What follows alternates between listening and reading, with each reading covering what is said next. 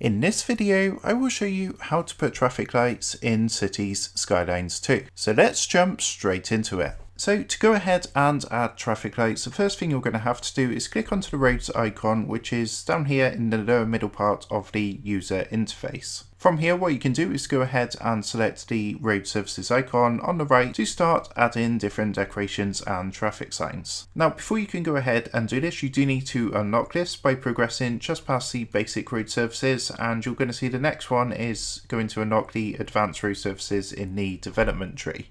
This can also be acquired very early on, so it shouldn't take too much time to unlock. So coming back to the road services selection from earlier, what you want to do is simply click onto the traffic lights icon, and then what you want to do is left click on an intersection to place them down, as you can see here. To remove traffic lights, it's also very simple. All you need to do is right click onto the intersection and all of the traffic lights there should be deleted.